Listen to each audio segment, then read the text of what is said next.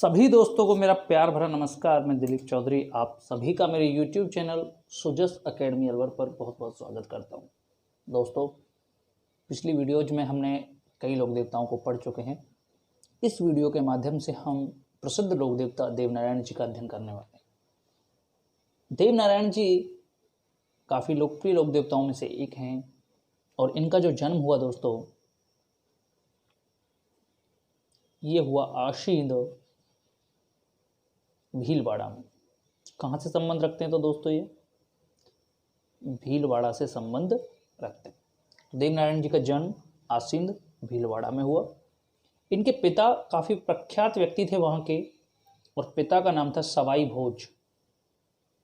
सवाई भोज, ठीक है।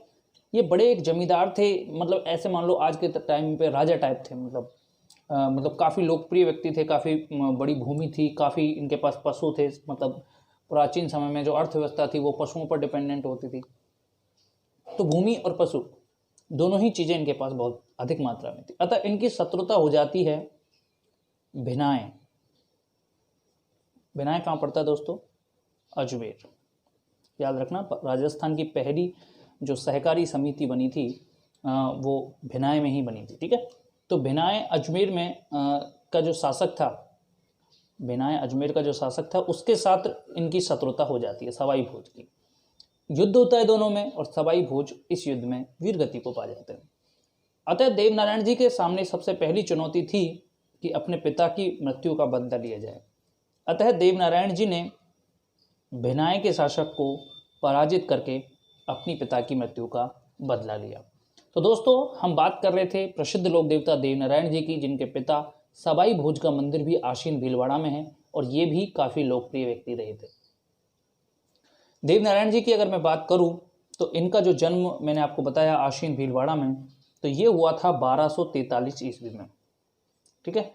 तो 1243 ईस्वी में इनका जन्म होता है, ध्यान रखें आप, ठीक है। और ये जो जन्म इनका होता है, ये होता है गुर्जर परिवार में। गुर्जर परिवार, और इनका जो गोत्र था दोस्तों वो था बगड़ावत। कौन सा गोत्र था? बगड़ावत गोत्र में होता है। गुर्जर परिवार में इनका जन्म होता है, ठीक है। और जो है ये सवाई भोज के क्या थे? पुत्र थे। अगर मैं बात करूं कि इनके बचपन के नाम की, तो इनका जो बचपन का नाम था वो था उदय सिंह। उदय सिंह। इनका जो विवाह तय हुआ, यानी कि इनकी जो पत्नी थी उनका नाम था पीपल दे। पीपल दे, ठीक है। तो पीपल दे जो थी ये धार नरेश, धार कहाँ पे दोस्तों? मध्य प्रदेश, ठीक है। तो धार के राजा थे जिनका नाम था जयसिंह, उनकी ये पुत्री थी। कौन? People they. उनके साथ इनका विवाह हुआ, पीपल दे के साथ, यानी कि धार नरेश के ये जमाई थे, ठीक है। तो इसी बात से आप अंदाजा लगा सकते हैं कि रेपुटेशन का, कि धार नरेश जयसिंह के कौन थे? दामाद थे। तो कितनी रेपुटेशन रही होगी इनकी, देवनारायण जी की, कितने चर्चित रहे होंगे अपने क्षेत्र में। अब चूंकि भिनाए के राजा को भी इन्होंने मारा था तो काफ़ी लोकप्रिय हो चुके थे, ठीक है। तो देवनारायण जी काफ़ी लोकप्रिय शख्सियत थे। बात करूँ इनके घोड़े की, तो इनके घोड़े का नाम था लीलागर। क्या नाम था घोड़े का? लीलागर। तो आपसे पूछे अगर लीलागर घोड़ा कौन से लोक देवता का था, तो आपको क्या जवाब देना है? देवनारायण जी, ठीक है। अब बात करते हैं देवनारायण जी के उपनामों की। तो देवनारायण जी जो हैं ये आयुर्वेद के ज्ञाता थे। आयुर्वेद के ज्ञाता, यानी कि जब कोई भी पशु बीमार होता था, गुर्जर जाति आपको पता है पशु रखने के लिए प्राचीन काल से चर्चित रही है, तो उस टाइम जब कोई पशु बीमार होता था तो इनके पास वो आया करते थे और ये उनके पशुओं का उपचार किया करते थे आयुर्वेद के माध्यम से। तो ये आयुर्वेद के ज्ञाता थे। दूसरा, ये भगवान विष्णु के अवतार माने जाते हैं, विष्णु के अवतार, ठीक है। तो कौन से लोक देवता को विष्णु का अवतार माना जाता है? तो देवनारायण जी को। इसके अलावा कुछ और अवतार हैं, जैसे पाबूजी लक्ष्मण के अवतार थे, जैसे कल्लाजी शेषनाग के अवतार थे। इसके अलावा रामदेव जी कृष्ण के अवतार थे, ठीक है। तो ये अवतार हैं, ध्यान रखें आप। तो इन्हें विष्णु का अवतार माना जाता है देवनारायण जी को। 1992 में इनकी जो पढ़ है, ठीक है, उस पर डाक टिकट जारी किया गया था। केंद्र सरकार ने उस पर डाक टिकट जारी किया। ध्यान रखना, डाक टिकट जो जारी करता है वो केंद्र सरकार करती है, ना कि राज्य सरकार, क्योंकि डाक विभाग जो है वो केंद्र सूची का विषय है। ध्यान रखना आप, है ना। तो 1992 में इन पर इनकी जो पढ़ थी उस पर डाक टिकट जारी किया गया। इनकी जो पढ़ है दोस्तों, ये सबसे लंबी पढ़ है, सबसे लंबी पढ़। पढ़ क्या है मैं आपको थोड़ा सा और बता देता हूं। पढ़ क्या होता है, जैसे आपने देखा है फिल्मों को जैसे स्क्रीन पे दिखाया जाता है, ठीक है, तो उस दौर में कोई स्क्रीन नहीं हुआ करती थी, अतः लोगों को किसी महापुरुष को कैसे समझाना पड़ेगा, तो इस क्या करते थे, एक कपड़ा होता था और वो बहुत बड़ा कपड़ा होता था, उस पर उसके जीवन चरित्र के चित्र बना दिए जाते थे, ठीक है, और उसमें जैसे अच्छे लोग होते थे तो उनको सफ़ेद कपड़ों में दिखाया जाता था, महापुरुष होते थे उनको सफ़ेद कपड़ों में दिखाया जाता था, जो कह सकते हैं राक्षस प्रवृत्ति के लोग होते थे उन्हें काले कपड़ों में दिखाया जाता था। इस तरह के कलर्स का वहाँ उपयोग किया जाता था। देव, अगर भगवान की बात करें, भगवान या फरिश्ते जो होते थे उनको नीले कलर में दिखाया जाता था। इस तरह से उस पर चित्रण होता था, उसे पढ़ कहते थे। और जो इनका भोपा होता था, वो भोपा उस पढ़ को देखते हुए, उन चित्रों को देखते हुए एक गीत गाता था, ठीक है, उसका वाचन करता था, जिसे बोलते हैं पढ़ वाचन। तो इनकी पढ़ जो है सबसे लंबी पढ़ है। और ध्यान रखना, जितने भी लोक देवता हैं उनकी पढ़ का जो वाचन है वो रावण हत्था वाद्यंत्र पे होता है, रावण हत्था वाद्यंत्र पर होता है। और इस रावण हत्था वाद्यंत्र पर जो उनका पढ़ का वाचन करता है वो भोपा करता है, ठीक है। लेकिन इनका जो भोपा है ना दोस्तों, वो गुर्जर जाति का है, गुर्जर जाति का, ठीक है। और जो वाद्यंत्र है ना, वो वाद्यंत्र रावण हत्था नहीं है बल्कि जंतर है। जंतर जो वाद्यंत्र है इसे वीणा का आदि रूप माना जाता है, ठीक है। वीणा जो है उसका आदि रूप किसे माना जाता है, जंतर वाद्यंत्र को। ध्यान रखना, रावण हत्या क्या होता है तो मैं आपको बता देता हूं। होता क्या है कि जो रावण था उसको घमंड आ गया, घमंड आ गया तो उसने शिव जी का जो कैलाश पर्वत था उसे अपने हाथ पे उठा लिया, हाथ पे उठा लिया। शिव जी को पता लगा कि भाई ये तो चेला घमंडी हो गया, तो शिव जी ने क्या किया, अपना जो पैर था ना उसका अंगूठा उस कैलाश के ऊपर रख दिया, और जैसे ही वो रखा तो जो रावण है वो पूरा का पूरा उसके नीचे दबने लग गया। जैसे ही वो दबने लगा तो शिव जी को तो क्रोध आया हुआ था, तो जब वो दबने लगा रावण, तो उसने शिव जी को मनाने की कोशिश की, और शिव जी को जब शिव जी नहीं माने, उसने तरह तरह के गीत सुनाए, और तब भी नहीं माने शिव जी, तो उसने क्या किया, जो उसके 10 सिर थे उनमें से एक तो सिर उखाड़ा और एक अपना हाथ उखाड़ा, और हाथ को और उस सिर को जोड़ करके उसने रावण हत्था वाद्यंत्र बनाया। उसको बजाते हुए उसने शिव तांडव स्रोत की रचना की थी, जिसको आप लोग, कई लोग सुनते भी हैं, शिव तांडव स्रोत, सर्च कर लेना गूगल पे, आपको पता लग जाएगा। तो उसको जब बोला तो शिव जी बड़े खुश हुए, और खुश होकर के फिर उन्हें छोड़ दिया था। ध्यान रखना, तो ये वही वाद्यंत्र है रावण हत्था, जिसे आज हमारे ग्रामीण अंचलों में हर गांव में, जो कह सकते हैं कि आदिम जाति के जो लोग हैं वो उसको बजाते हैं, ठीक है। और कुछ कह सकते हैं अन्न वगैरह का भंडारण वो करते रहते हैं अपने जीवन निर्वाह के लिए, तो उसे रावण हत्था कहा जाता है। ध्यान रखना, तो इनका जो कह सकते हैं कि जो वाद्यंत्र है वो जंतर वाद्यंत्र पर किया जाता है। याद रखना, पढ़ का वचन, ये आपको क्लियर होना चाहिए, ठीक है। दोबारा एक बार दोहराते हैं। जन्म कहाँ हुआ, आशीन भीलवाड़ा में। पिता सवाई भोज थे, जिन्हें भिनाई के शासक से लड़ते हुए वीरगति को प्राप्त हो गए थे। इनका जन्म 1243 में हुआ था, बगड़ावत परिवार में, गुर्जर परिवार में, ठीक है। इनके बचपन का नाम उदय सिंह था, पत्नी पीपलदे थी जो धार नरेश जयसिंह की पुत्री थी। ये स्वयं आयुर्वेद के ज्ञाता थे और विष्णु के अवतार थे। इनके घोड़े का नाम लीलागर था। 1992 में इनकी पढ़ पर डाक टिकट जारी किया गया था केंद्र सरकार द्वारा। इनकी पढ़ सबसे लंबी पढ़ है लोक देवताओं में, और इनकी पढ़ का वाचन गुर्जर जाति का भोपा जंतर वाद्यंत्र पर करता है, जबकि अन्य जितने भी लोक देवता हैं उनकी पढ़ का वाचन रावण हत्था वाद्यंत्र पर भोपा किया करता है। क्लियर है? यहाँ तक तो मुझे नहीं लगता आपको कोई प्रॉब्लम होगी। अब कुछ तथ्य इनके बारे में करंट अफेयर्स के मैं बता देता हूँ कि 2010 में इन पर 5 रुपए का डाक टिकट जारी किया है केंद्र सरकार ने। ध्यान रखना। दूसरा, 2018 में, सॉरी 17-18 में कह दूँ इसे, 17-18 में आसींद भीलवाड़ा, ठीक है, यहाँ पे शाहपुरा भी है, तो जो शाहपुरा कस्बा है, आसींद जो है भीलवाड़ा शाहपुरा में, यहाँ शाहपुरा में इनका एक स्मारक बनवाया गया है, ठीक है, स्मारक, जिसको हम पैनोरमा भी कह सकते हैं।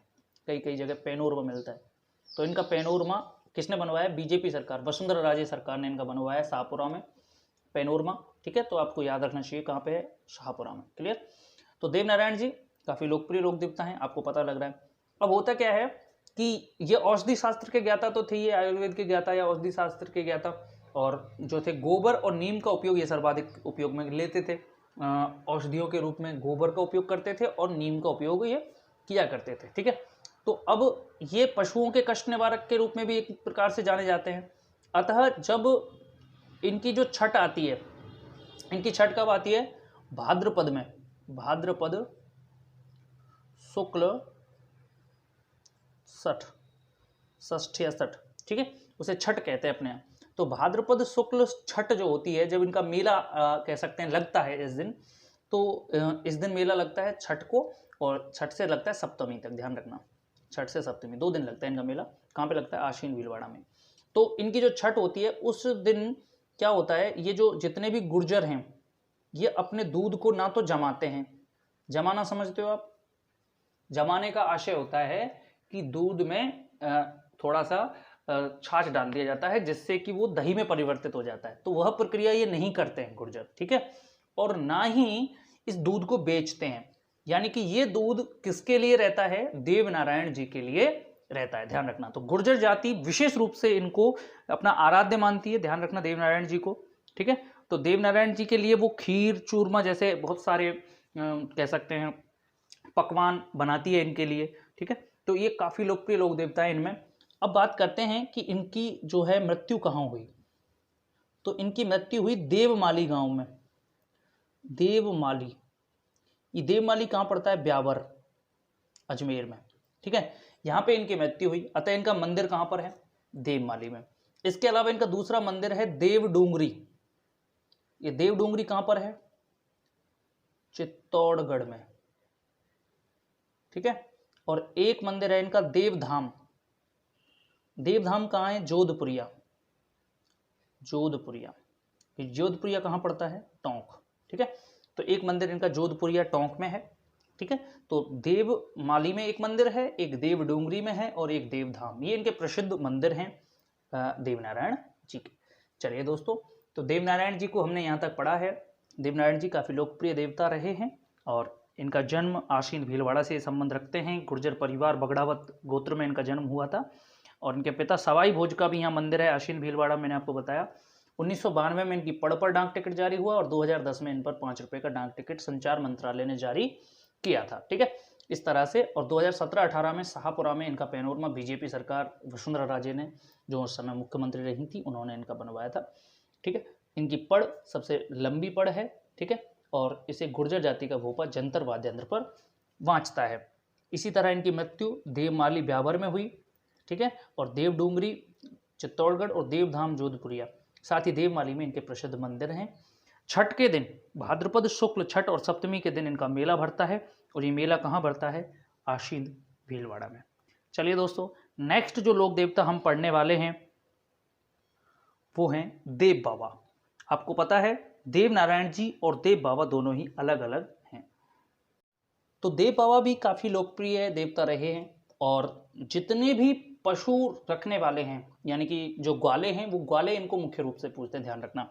तो देव बाबा जो हैं हमारे, ये देव बाबा का जो जन्म हुआ, ये हुआ नंगला जहाज, नंगला जहाज, और ये जगह पड़ती है वैर, भरतपुर में, ठीक है।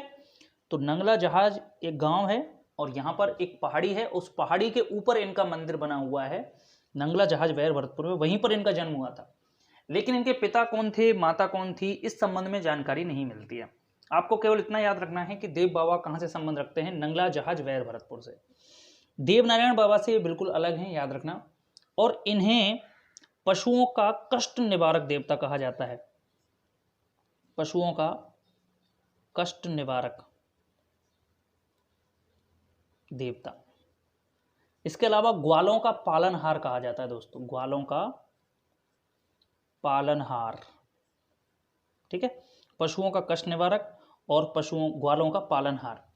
अगर मैं इनके वाहन की बात करूं तो सभी लोक देवताओं का जो वाहन होता है दोस्तों, वो क्या होता है, या तो घोड़ा होता है, ठीक है, सबका घोड़ा ही होता है मोस्टली। एक लोक देवता हमने ऐसे पढ़े हड़बू जी, जिनका वाहन क्या था, शियार रहा था। लेकिन देव बाबा का जो वाहन है दोस्तों, ये वाहन है भैंसा। क्योंकि आपको पता है ये तो क्या करते हैं, पशुओं सॉरी ग्वालों के पालनहार हैं, यानी कि ग्वालों का जो पालन करते हैं वो देव बाबा करते हैं, ऐसा माना जाता है। तो ग्वाले जो हैं वो भैंस पे डिपेंडेंट होते हैं, इसलिए इनका वाहन है भैंसा, जो भैंसों को गर्भवती करता है। ठीक है, इनके आशीर्वाद से भैंस गर्भवती होती है और उसके बाद वो जो है बछड़ी को जन्म देती है। सॉरी, बछड़ी नहीं कहेंगे हम उसको, उसको हम कहेंगे पाड़ी। ठीक है, और इसको भैंसा भैंसा को कहा जाता है पाड़ा। तो वो क्या करती है, पाड़ी को जन्म देती है। पाड़ी जब जन्म लेगी तो सीधी सी बात है एक भैंस और बनेगी। तो इस तरह से ये जो ग्वाले हैं उनके लिए ये सोचते हैं, ऐसा माना जाता है देव बाबा। अगर किसी की जो भैंस है वो पाड़ी नहीं दे रही है, यानी कि 9 महीने में गर्भवती होती है भैंस, ठीक है, सॉरी 10 महीने में, 10 महीने में जो है इनका एक बार प्रसव होता है। ठीक है, 10 महीने का गर्भ होता है इनका भैंसों का। और जब ये भैंसें जो हैं वो पाड़ी नहीं डालती हैं, ठीक है, पाड़ी को जन्म नहीं देती, तो ऐसी स्थिति में माना जाता है कि देव बाबा का क्या किया जाए, भोज का आयोजन किया जाए।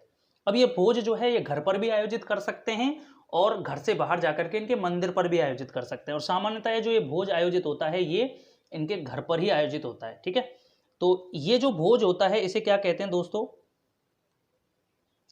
ग्वार, ग्वार या ग्वाल, ग्वाल जिमाना, क्या बोलते हैं इसको, ग्वाल जिमाना या ग्वार जिमाना। ठीक है, तो इसका मतलब है जो ग्वाले होते हैं उनको भोजन कराया जाता है।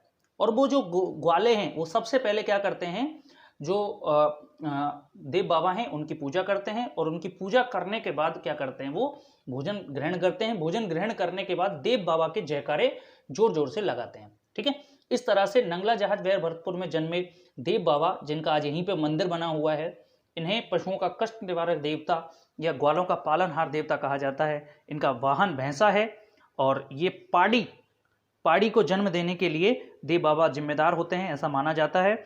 और ग्वार जमाना या ग्वाल जमाना ये इनके लिए भोज जो आयोजित होता है उसे कहा जाता है। ठीक है दोस्तों, यहाँ तक तो देव बाबा और देवनारायण बाबा बिल्कुल अलग हैं, कभी भी इनको एक नहीं समझे। अगर मैं बात करूं इनके मेले की, तो इनका जो मेला है वो यहीं पे लगता है नंगला जहाज वेर भरतपुर में। और ये कब लगता है, भाद्रपद शुक्ल पंचमी, और दूसरा लगता है चैत्र शुक्ल पंचमी। ठीक है, तो वर्ष में 2 बार आयोजित होता है इनका मेला, वर्ष में 2 बार। कब कब लगता है, भाद्रपद शुक्ल पंचमी और चैत्र शुक्ल पंचमी को वर्ष में 2 बार मेला आयोजित होता है देव बाबा का। इन्हें क्या कहते हैं, पशुओं का कष्ट निवारक और ग्वालों का पालनहार। देवनारायण जी को क्या कहा था हमने, आयुर्वेद का देवता और आयुर्वेद का ज्ञाता या औषधि शास्त्र का ज्ञाता, और विष्णु का अवतार कहा था। ठीक है, ये अलग है। चलिए नेक्स्ट लोक देवता हम पढ़ेंगे भूरिया बाबा। भूरिया बाबा, ठीक है, जो दोस्तों ये भूरिया बाबा हैं ये कहां से संबंध रखते हैं, ये रखते हैं सिरोही से संबंध। कहां से रखते हैं, सिरोही। सिरोही में भी कौन सा क्षेत्र, शिवगंज, शिवगंज क्षेत्र से संबंध रखते हैं। यहां पे जो गांव है उसका नाम है चोटीला गांव, चोटीला गांव, यहां पे इनका जन्म माना जाता है भूरिया बाबा का। ठीक है, तो चोटीला गांव शिवगंज क्षेत्र सिरोही में इनका मंदिर है आज भूरिया बाबा का। और इन्हें जो प्रसिद्ध नाम दिया जाता है वो है गौतमेश्वर। इन्हें किस नाम से पूजा जाता है, गौतमेश्वर नाम से। और इन्हें जो मुख्य रूप से पूजते हैं वो पूजते हैं भील और मीणा। और मीणाओं के बारे में तो ऐसा कहा जाता है कि मीणा कभी भी इनकी झूठी कसम नहीं खाते हैं, झूठी कसम नहीं खाते। ठीक है, तो ये जो भूरिया बाबा हैं ये मुख्य रूप से मीणों के और भीलों के लोक देवता हैं, और कभी भी ये इनकी झूठी कसम नहीं खाते। और इनकी जो पूजा होती है वो किस नाम से होती है, गौतमेश्वर महादेव के नाम से इनकी पूजा होती है, भूरिया बाबा के नाम से इनकी पूजा होती है। ठीक है, अब यहीं पास में सूखड़ी नदी बहती है। ठीक है, तो जो सूखड़ी नदी है ये जालौर में बहती है, ध्यान रखना। सूखड़ी नदी जो है, इस सूखड़ी नदी के किनारे स्थानीय जो मीणे थे उन्होंने एक मंदिर बनाया, एक मंदिर बनाया है। ठीक है, और उस मंदिर में उस मंदिर के पास जो सुकड़ी नदी है, सुकड़ी को कहते हैं पतित पावनी गंगा। ये लोग क्या मानते हैं इसे? पतित पावनी गंगा, यानी कि पावन नदी मानते हैं। और अपने जो पूर्वज हैं उन पूर्वजों की अस्थियों का विसर्जन किस नदी में करते हैं? अस्थियों का विसर्जन ये कौन सी नदी में कर देते हैं? सुकड़ी नदी में ही कर देते हैं। कौन लोग दोस्तों? मीणा लोग। क्लियर है? तो सुकड़ी नदी के किनारे इन्होंने एक मंदिर बनाया है। इस नदी को एक पतित पावनी गंगा कहते हैं, सुकड़ी नदी को, और यहाँ पर अपने पूर्वजों की अस्थियों का विसर्जन भी कर देते हैं। ये लोग ऐसा मानते हैं कि जो भूरिया बाबा हैं, ठीक है, जहाँ पे इनका मंदिर है, या गौतमेश्वर महादेव का जहाँ पे मंदिर है, ये शिव जी का ही है एक रूप, ध्यान रखना, ये तो क्लियर कर लेना। तो यहाँ पे पहले कभी गौतम ऋषि ने तपस्या की थी, गौतम ऋषि ने, ठीक है, आप उसको ध्यान रख दें। तो गौतम ऋषि का यहाँ पे कोई तपोस्थली रही है, ऐसा मान सकते हैं हम सिरोही को। अच्छा, तो दूसरा इनका एक केंद्र है भूरिया बाबा का या गौतमेश्वर महादेव का, वो केंद्र है अरनोद। और दोस्तों ये अरनोद कहाँ पर है? प्रतापगढ़ में, ठीक है। तो जो अरनोद प्रतापगढ़ है ये भूरिया बाबा का बड़ा केंद्र है, और यहाँ पर भी इनका बड़ा मंदिर है, भव्य मंदिर है, ठीक है। और इस मंदिर पर भी मेले का आयोजन होता है दोस्तों। तो दोस्तों आज की वीडियो में केवल इतना ही। यदि आपको हमारी वीडियो पसंद आ रही है तो हमारे चैनल को सब्सक्राइब करें और हमारे बेल आइकन पर क्लिक करें, जिससे आपको नई वीडियोज की अपडेट मिलती रहेगी। धन्यवाद दोस्तों, बहुत बहुत। मिलते हैं अगली वीडियो में। नमस्कार, जय हिंद।